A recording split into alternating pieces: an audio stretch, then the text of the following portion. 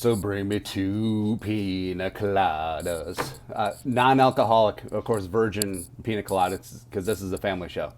Well, not really. Anyways, what's up, Jerome's? We are coming to you live from the undisclosed location. Now, tip, tip. Now, if you're traveling with a significant other, you should still get they always give you options on hotel rooms, the one king size bed or the two queens. You should always get the two queen room because first off, it's nice having a big bed, but you don't need a king size bed. A queen bed is 5.5 feet wide, Michael. I'm not 5.5 feet wide, right? So you're gonna be good to go there. Also, the second bed, zoom in and enhance.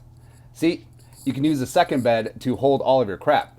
It's like a bench. It's like a table. It's fantastic. So that way you don't have to use up all your counter and table space. It's good. Also, you can use that separate bed for, like I said, family show. So we're wrapping up Vikings OTAs and as well as minicamp. Excuse me. And then we got beautiful summer break, man. Now Kevin O'Connell, it's very interesting what he's doing because it's obviously that he's not flying by the seat of his pants. I think that he's incorporating a lot of things that he's learned throughout his coaching career, both from Bill Belichick and Jay Gruden, as well as, of course, Sean McVay, that this is completely just like, hey, this is what's going to happen. We want to get out of here like this. Is great. So Thursday, the third day of minicamp. Now, generally, a lot of coaches are like, surprise! We're going to have ice cream and then you're all going to go home for the summer vacation. But now he literally planned the third day is going to be no on-field work. It's going to be dedicated to team building. And they're going to have a cookout at TCO Performance Center Bar and Grill, which is a place to have a cookout. It's fantastic, man. It's good to know. But recapping what went on at minicamp. So Kevin O'Connell has been stressing team building because I think that he just saw a team that... It's reiterated 17,000 times, and it's not just the media making things up about the previous regime and the culture. Players have come out openly talked about it, whether it be O'Neal, Chris Boyd, Eric Kendricks, etc. Luminaries on this team, and Chris Boyd. But O'Connell's like, hey, we need a good vibe. Like players want to actually be here, and it's something that he's planned out. Whether it's having this day break on the final one for a cookout, or last week on Thursday taking the team to Topgolf, and you see it on social media. Whether it's Zadarius Smith or Thielen and Jefferson getting their position groups together, guys are hanging out off the field. And building up that camaraderie is really going to make a difference once the season starts. Because think about your jobs throughout your career. When you go to a workplace where it's purely transactional, they are your coworkers. But you probably worked at places where you're actually friends with the people that you work with. And every single day showing up to work, it's better. It really just is. And O'Connell, I think you look at the Rams, you weigh that. You don't want to say that McVay had a country club type atmosphere, but players were fired up to be there. And it's like the law of attraction, like attracts like. And players want to be there, they want to play together, they want to just get after it. And I think that's what's happening with the Vikings. Also, stressing on installation versus smack that. So the crooked cheating Chicago Bears, they got docked practice day because they were having too much contact. And a lot of teams around the league, even in OTAs, even in minicamp, even when you're not wearing pads, will get after it, contact-wise. And Kevin Seifert's been reporting that the Vikings will go full speed in 7-on-7s, but 11-on-11s, it'll be full speed on the outside, but 50% like going through the motions, just want to know your spots, want to know your landmarks, want to know your assignments in the trenches with the offensive line and the defensive line. And now that's super interesting. That's something that you don't really see around the league. So again, O'Connell's, even though he's young, he's only 36, like he's been planning this for decades, eons. Probably his first snap in the NFL is like, I don't know. I probably can't do this. So I should probably start planning my coaching curriculum. Also, Kirk Cousins looking good. Justin Jefferson and Adam Thielen look like JJ and Adam Thielen, but of course that's to be expected. I mean, you're going up again in one-on-one spots, you're going up 7-on-7, and you're facing nil pass rush. So Kirk Cousins is obviously going to look good, but Jefferson and Thielen, man. Like people have been sleeping on Thielen because he's been hurt 2 of the last 3 years, but he is still just a master at his craft. He's one of the best route runners in the game. He's elite in the red zone, and he and Kirk Cousins do have a great rapport. And Jefferson is obviously quickly becoming the best wide receiver in the game. So, I mean, I'll take those two against anyone. No cap. Absolutely no cap at all. I'll take them over Cooper Kupp, who freshly got paid, as well as Allen Robinson. I'll take them over Evans and Godwin. Who else you got? Right? So go ahead there. The belief in Garrett Bradbury is real.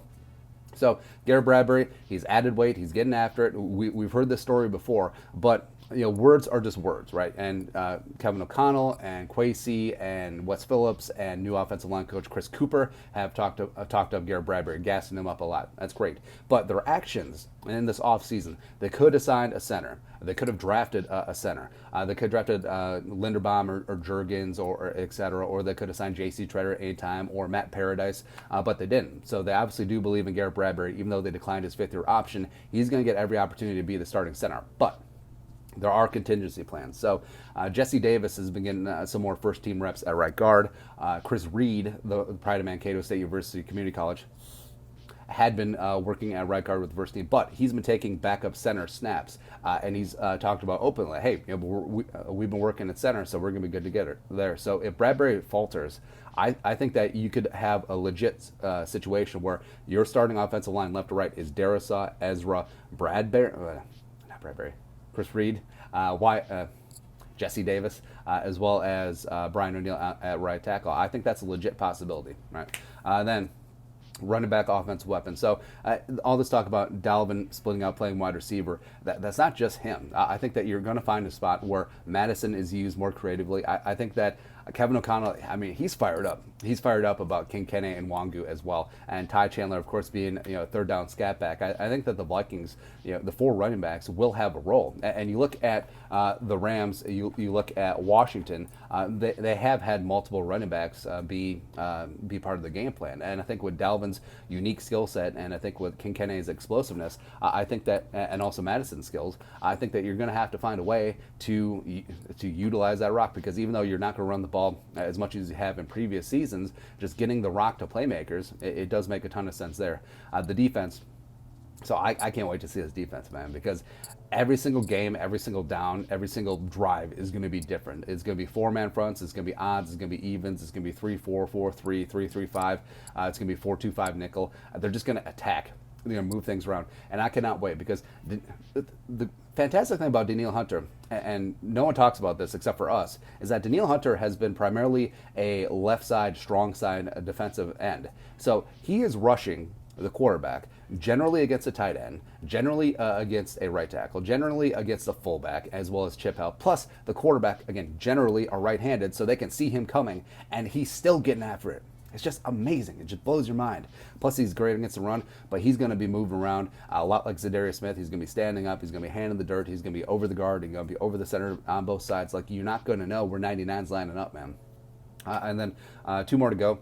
Patrick Peterson and Zadarius Smith are the defensive leaders. And I think it's part and parcel, because they are more vocal and loquacious leaders, where you have guys like Kendricks, guys like Harrison Smith, guys like Danielle Hunter. Obviously leaders, but much more reserved, a lot quieter, and much more lead by example type guys, which is fine and fantastic. You need those guys too. But Zadarius and P Squared, I mean, they've been very vocal leaders throughout their time. And Zadarius getting the defense together, calling it out there.